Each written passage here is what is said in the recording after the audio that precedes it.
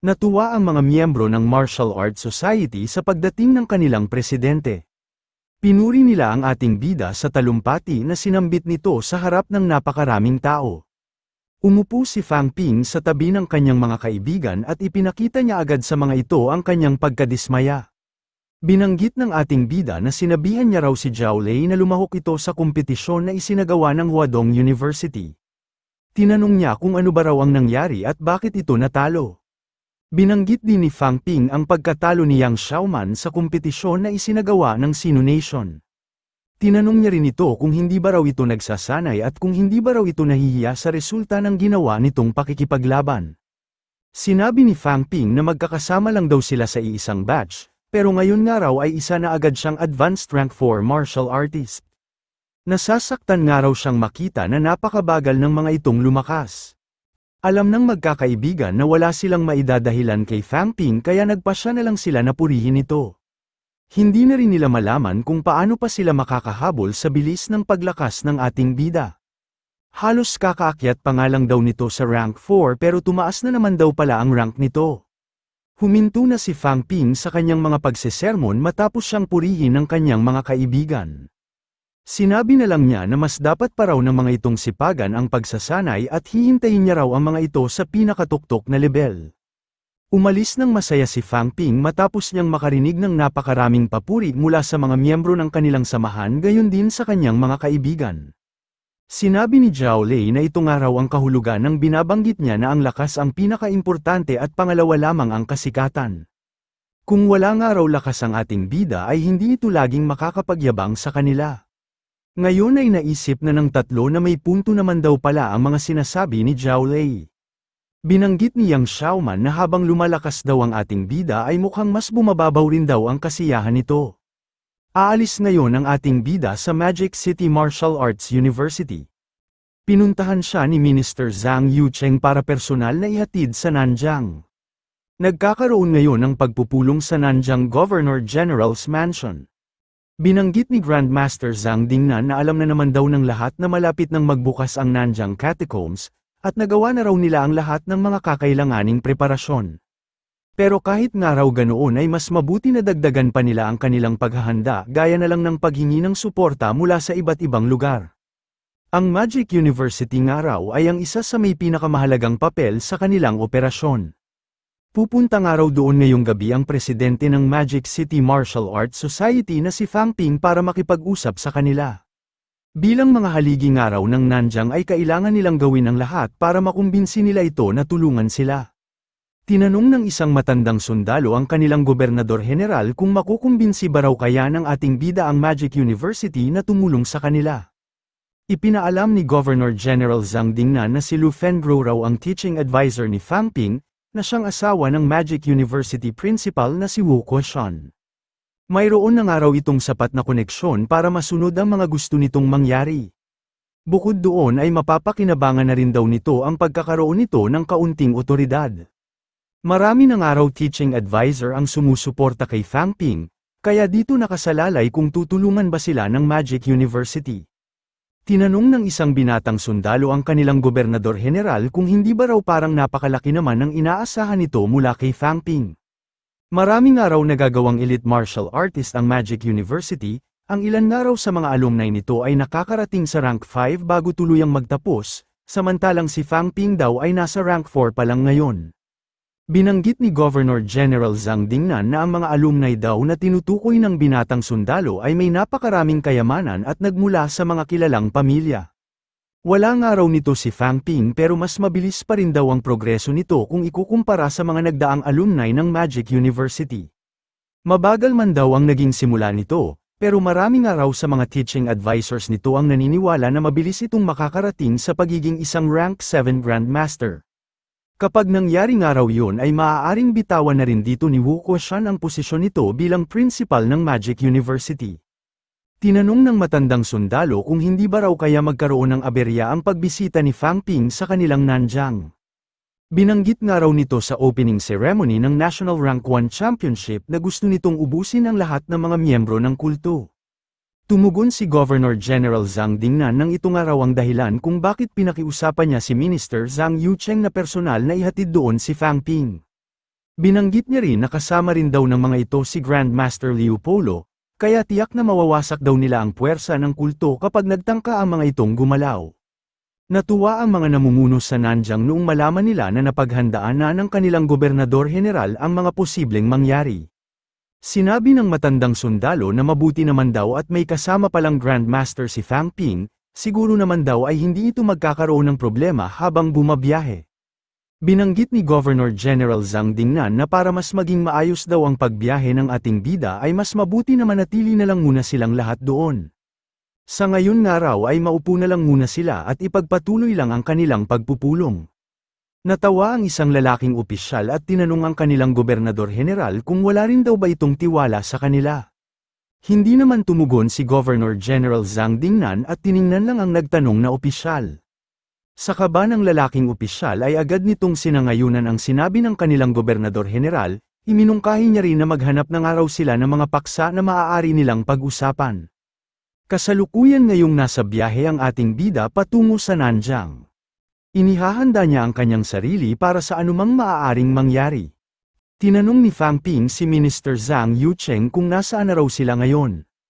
Ipinaliwanag naman ni Minister Zhang Yucheng na naroon raw sila ngayon sa Jianan, at kapag nakalampas daw sila dito ay makakarating na raw sila sa borders ng Nanjing. Binanggit ni Fang Ping na sa totoo lang daw ay ayaw na raw sana niyang umalis pa ng Magic City. Pero hanggat hindi pa raw naaayos ang problema sa mga miyembro ng kulto ay hindi niya raw mapigilan na hindi mag-alala. Binabalak na rin daw niyang ilipat ang buo niyang pamilya sa Magic City dahil pakiramdam niya ay hindi na ang mga ito ligtas sa Nanjing. Sinabihan ni Minister Zhang Yucheng ang ating bida nang wag daw itong mag-alala dahil ligtas pa rin naman daw ang kinalakihan nitong lugar. Mahigpit rin daw nilang pinababantayan ang buong pamilya nito sa kanilang mga martial artist kaya hindi ang mga ito tatangkaing kibuin ng mga miyembro ng kulto.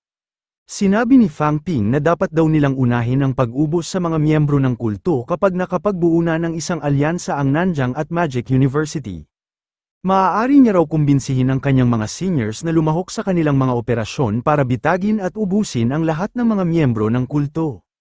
Tinanong ni Fang Ping kung bakit parang napakatahimik daw ng dinadaanan nilang kalsada. Tumugon si Minister Zhang Yucheng ng normal lang daw na wala na masyadong bumabiyahe dahil hating gabi na raw ngayon. Tiningnan ni Fang Ping at Minister Zhang Yucheng ang likuran ng sinasakyan nilang kotse. Napakatahimik man ng buong daan pero may biglang naramdaman ang ating bida. Agad niyang sinabihan si Minister Zhang Yucheng nang kailangan na raw nilang tumakbo. Sa mga sandaling yun ay bigla na lang silang hinarang ng isang malakas na mental strength. Nayupi ang kotse na kanilang sinasakyan at pagkaraan lang ng ilang segundo ay bigla na itong sumabog. Mabuti na lang at nakalabas agad sina Fang Ping bago pa man sila makulong sa loob ng sasakyan. Agad na humiyaw ang ating bida para humingi ng tulong sa mga kinausap niyang Grandmaster. Tutulong na sana ang Rank 7 Grandmaster na si Leopoldo pero bigla na lang itong hinarang ng isa sa mga kalaban. Sinabihan ni Grandmaster Leopoldo ang kaharap niyang lalaki nang napakalakas daw ng loob nito para magpakita sa kanyang harapan. Sinabi naman ng Rank 7 na miyembro ng kulto na naroon daw siya dahil nararapat lang daw mamatay si Grandmaster Leopoldo. Hindi nga raw ng mga ito napapatakbo ng maayos ang Magic University pero ipinagmamalaki pa ng mga ito na sila ang pinakamahusay na martial arts school. Bukod daw sa pagyayabang ng mga ito ay balak pa ng mga itong suportahan ang mga taga Nanjing. Titingnan na nga lang daw niya kung magpaabot pa ng tulong ang Magic University pagkatapos niya itong patayin doon. Napahiyaw si Fang Ping noong abutan siya ng mental strength na ipinang-atake ng isang Rank 7 Grandmaster na humahabol sa kanya. Natumba man ang ating bida sa kanyang kinatatayuan pero agad din itong bumangon para ipagpatuloy ang kanyang pagtakbo. Hindi makapaniwala ang Rank 7 Grandmaster na miyembro ng kulto na makakaligtas ang ating bida sa kanyang mental strength attack. Kumilos na rin agad ito dahil kailangan daw niyang mapatay ang ating bida kahit na anumang mangyari. Naisip ni Fang Ping na magiging katapusan na raw niya kapag inabutan siya ulit ng nakasunod na kalaban. Muli ulit siyang humiyaw at pinakiusapan ang mga kinausap niyang Grandmaster na iligtas daw siya ng mga ito. Sa mga sandaling yun ay bigla na lang sumulpot ang Rank 8 Grandmaster na si Tian Mo at agad na sinuntok ang Rank 7 Grandmaster na miyembro ng kulto. Humingi ng pasensya si Grandmaster Tianmo sa ating bida dahil medyo huli na raw siyang nakarating. Kasabay rin itong dumating ang Rank 7 Grandmaster na si Chen Yaoting at ang Rank 8 Grandmaster na si Ko Bayanjang.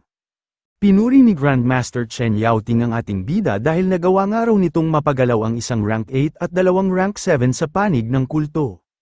Mukhang desidido nga raw talaga ang mga miyembro ng kulto na patayin ang ating bida. Nagsalita ang Rank 8 Grandmaster na miyembro ng kulto at isa-isang binanggit ang mga pangalan ng mga Grandmaster na isinama ng ating bida. Huwag nga raw ng mga itong isipin na sila na agad ang panalo dahil lang sa nahulog siya sa ginawa ng mga itong bitag. Ini-activate na ng Rank 8 cult member ang golden body nito para maghanda sa gagawin niyang pakikipaglaban. Sinabihan naman ni Grandmaster Ko Bayanjang ang Rank 8 cult member nang huwag daw nitong isipin na ito lang ang nagtataglay ng golden body. Maging si Grandmaster Tianmo ay ini-activate na rin ang kanyang golden body habang nakikipaglaban.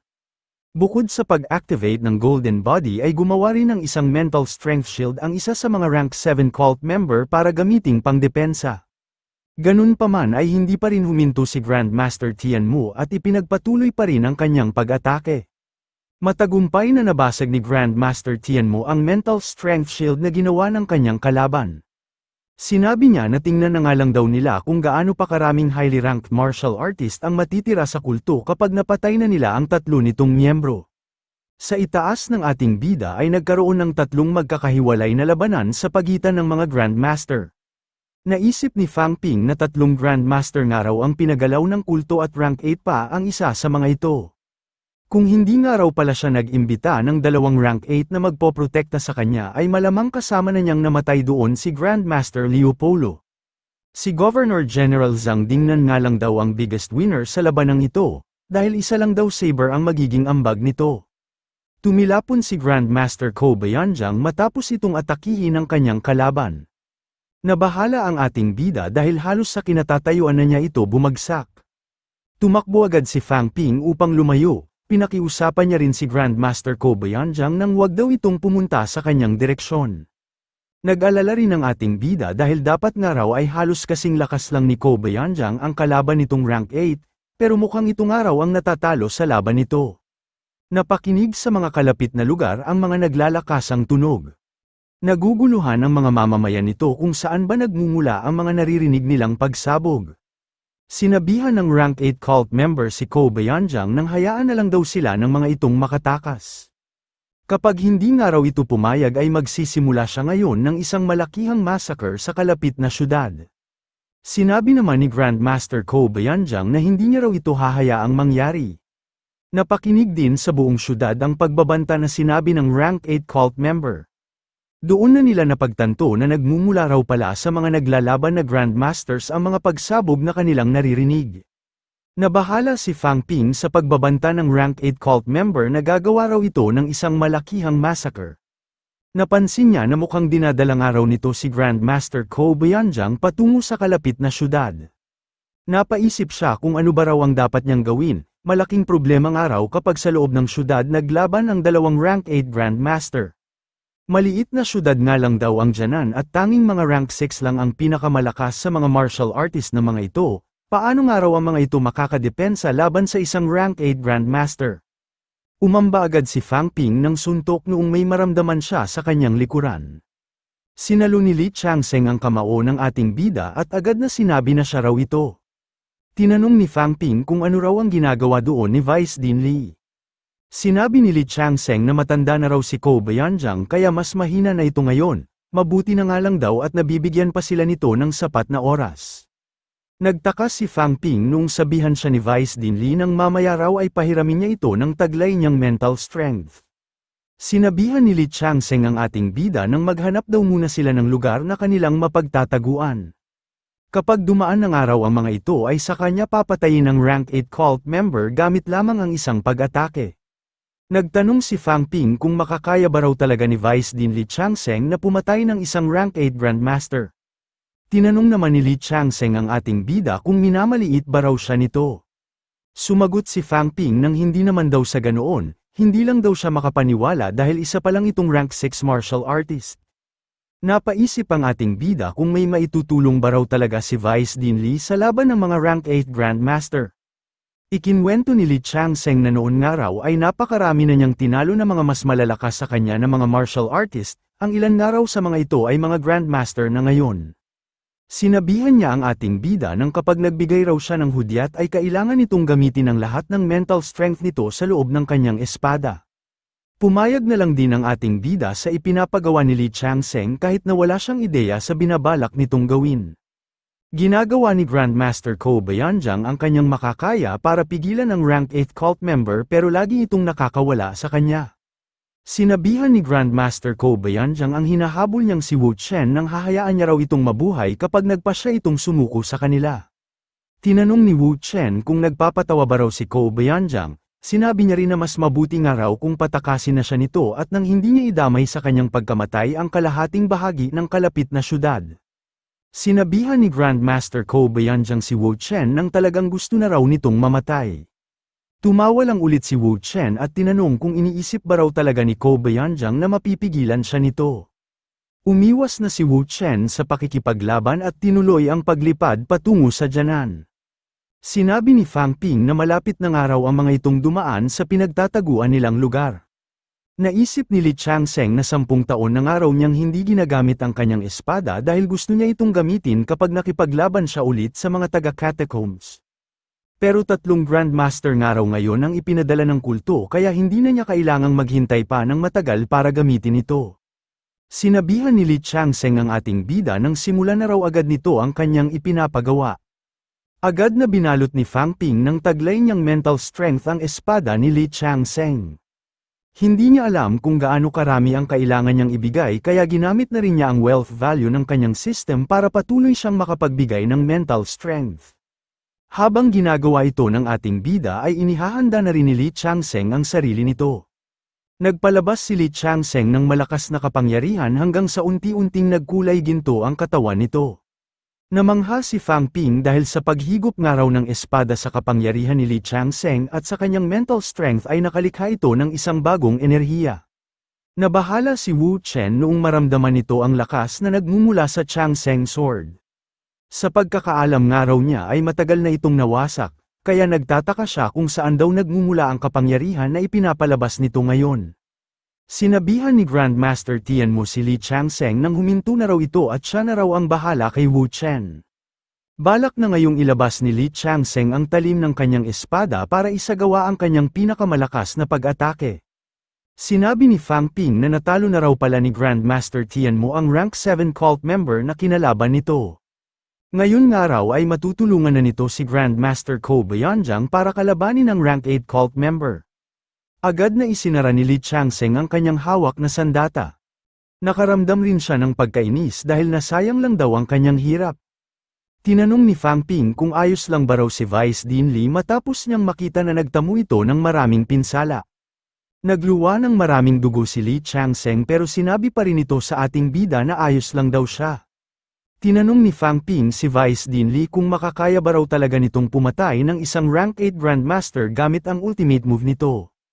Ipinagmalaki ni Li Changsheng na kung hindi lang daw agad dumating si Tianmu ay malamang magiging napakatanyag ng kanyang pangalan. Kikilalanin nga raw siya bilang isang Rank 6 martial artist na nakapatay ng isang Rank 8 Grandmaster gamit ang isang pag-atake ng kanyang sandata. Natuwa ang ating bida sa kanyang narinig kaya pinakiusapan niya si Vice Dean Li nang turuan rin daw siya nito nang gagamitin nitong teknik. Marahil ay makakaya na rin daw niyang pumatay ng isang Rank 6 gamit ang ituturo nitong teknik kahit na isa pa lang siyang Rank 4 martial artist. Kung alam nga lang daw niya na may ganoon palang kalakas na sword technique ay hindi na raw sana siya nagsanay sa paggamit ng saber. Tinanong ni Fang Ping kung ito na ba raw ang Changsheng sword na kanyang naririnig.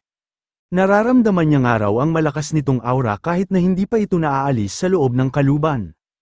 Tinanong din ni Fang Ping kung bakit nagkulay ginto raw ang katawan ni Vice Dean Li kahit na hindi pa naman ito isang Grandmaster. Pinaliwanag ni Li Changsheng na kalahati lang daw ang golden body na kanyang tinataglay. Balak niya nga raw pumatay ng isang Rank 8 kaya natural lang daw na gamitin niya ang buo niyang lakas. Tinanong ni Fang Ping kung maaari rin daw ba siyang magkaroon ng half golden body kapag nakarating na siya sa Rank 6. Maaari niya nga raw itong gamitin para takutin ang kanyang mga kalaban. Pinaliwanag ni Li Changsheng na gumamit daw siya ng shortcut kaya hindi pa raw buwang sa kanya. Mas mabuti nga raw kung sa rank 8 na lang ito bumuo ng golden body. Nagkaroon man daw siya ng half golden body pero napakaraming resources at oras nga raw ang kanyang nagamit bago niya ito nabuo.